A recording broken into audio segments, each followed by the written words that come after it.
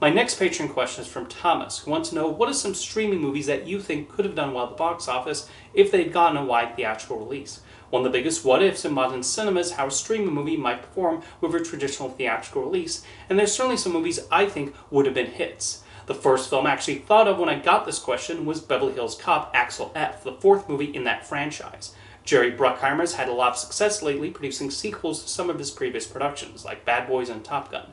Netflix was given the rights to make Beverly Hills Cop 4 before those other sequels were released and became big box office hits, so I wonder if Paramount looks at that decision with regret. There remains a lot of affection for Eddie Murphy and the first two Beverly Hills Cop movies, and I feel like a decent amount of people would have gone to see the new movie in theaters. Another sequel I think would have pulled in strong numbers at the box office is Hocus Pocus 2. The first movie is one of those notable examples of a film that originally flopped in theaters that eventually gained a significant audience on home video and remains a favorite with many. Case in point, when Disney re-released Hocus Pocus during the height of the pandemic, just to give theaters something to show on their screens, it made almost $5 million. That was double what a re-release of The Empire Strikes Back made around the same time. So if there were people willing to go see that film, that was also readily available on Disney Plus in theaters in the middle of a plague, imagine how many would have gone to see the sequel.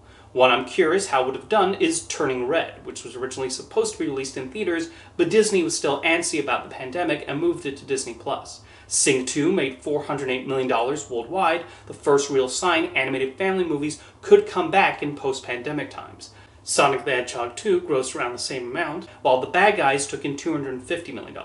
People might point to Lightyear's underwhelming box office performance, but Turning Red was a lot more liked by audiences. I feel that would have pulled in a decent gross, and like Elemental the following year, could have legged out in a significant way. Back to Netflix, this is something I've wondered about the movies Adam Sandler has starred in for them. Those always end up huge hits when they are released on Netflix, but people deciding to watch a film on a streaming service is different from going to the theater to see them. I think of the Sandler movies produced for Netflix, Murder Mystery strikes me as the most likely to have been successful if he still had his deal with Sony Pictures. It seems like the most audience-pleasing of the bunch, and it was released during a time when the genre was particularly popular. I think Leo would have also fared decently with a family crowd. Of course, a big one people mention is Glass Onion. Netflix gave the movie a release on 600 screens for 1 week and reportedly performed very well. Knives Out was a big hit and there was a lot of goodwill there, and I feel like Netflix left a lot of money on the table for Glass Onion by not giving it a traditional run. They could change their mind for the next Knives Out film, but we'll see what happens. Now, a movie currently in development at Netflix that I think makes perfect sense given actual wide release and normal theatrical run to is a Chronicles of Narnia movie that Greta Gerwig is going to direct. As of this recording, it has not been revealed which book she'll adapt, but Gerwig's track record is a good indication we'll get something at least worthwhile. And if Gerwig has proven anything with her other directing efforts, especially Little Women and Barbie, is that she's able to make films with mass appeal. Any studio would give this film the widest possible release, advertising it as coming from the director of those aforementioned films, while highlighting how she has brought C.S. Lewis's world to the screen with her specific filmmaking approach.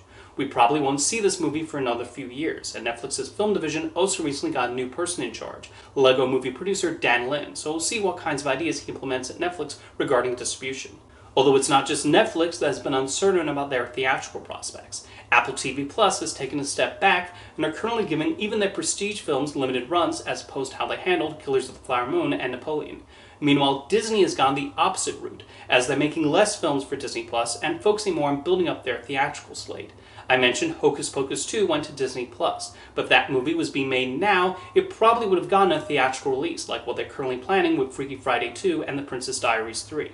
Anyway, what about you? What are some streaming movies you think would have performed well at the box office? Let me know your thoughts in the comments, and thanks for the question, Thomas.